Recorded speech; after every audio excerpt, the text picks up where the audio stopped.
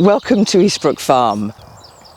It's an amazing May morning and we're standing right on top of the downs at about 800 feet above sea level. I farm here about 1,500 acres and I'm also Chief Exec of the Soil Association, and we often bring people to have a look round this and other farms during the summer season, but we can't do that this year obviously. So today we're going to walk the farm and show you bits of it, perhaps bits that you might not normally see actually if you came here on a visit, and tell you a little bit about what's going on at the moment and where farming maybe needs to go from here. So this is wonderful chalk downland. We have got all ours in grass, whereas most of the land around here has been ploughed out. It was all ploughed after the Second World War as part of the Feeding Britain campaign. And yet we lost a lot at that time. We lost all of those amazing biodiverse, wildlife-rich grassland habitats. And over the last 30 years, we've recreated some of that up here. And you can really see the difference, even in the soil, between the land that's been ploughed over all that period of time and that which has stayed in organic pasture.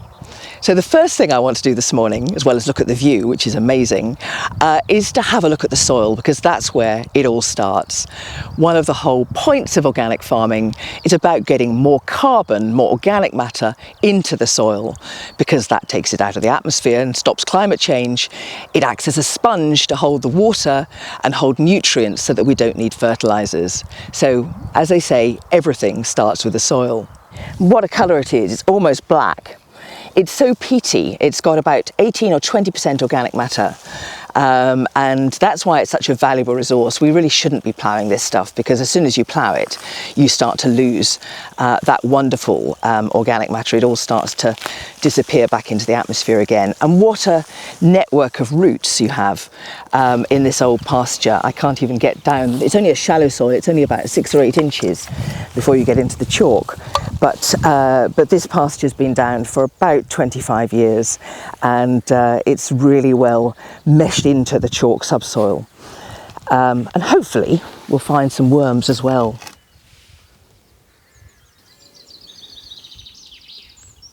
When I was a kid, we used to lamb up on the downs here. We call this Downs Barn, an old wooden structure, and it's largely collapsed, and I suppose in some ways I ought to clear it away, but it's such an amazing place for barn owls and little owls to nest that we've kind of left it there as a bit of a habitat. Messiness is sometimes quite a good thing, or at least that's my excuse. Already the soil is a little bit different as we come off the top of the downs. It's a little bit more grey, but it's still a nice sort of loam. There's some earthworms kicking around in here. This is where we'll probably outwinter some of the cattle this year. So we'll let this grow really tall during the summer, almost like standing hay, so that the cattle can trample it, lie on it, eat it, and we'll sit bales of hay and silage out here as well, so that they've got additional feed during the winter months. This is an old shepherd's hut. The shepherds used to stay in these while they were lambing up on the downs. They have a little stove in there, but that's about it. And I love this in the landscape here. It reminds us of what the shepherding was like over 100 years ago. This is a more recently sown pasture with lots of red and white clover in it, and chicory, all sorts of nice things. Cows are milking very well on it.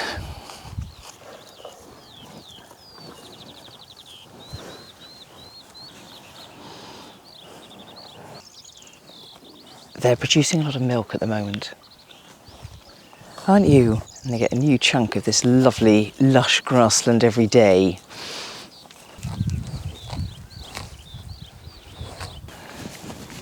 So this is the new dairy that we built 18 months ago.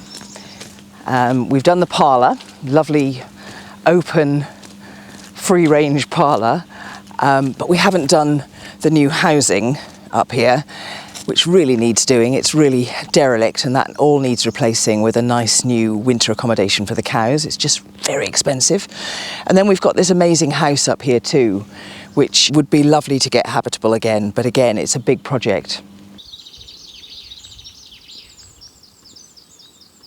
So now we're heading along the ridgeway, and we're going off to see the pigs.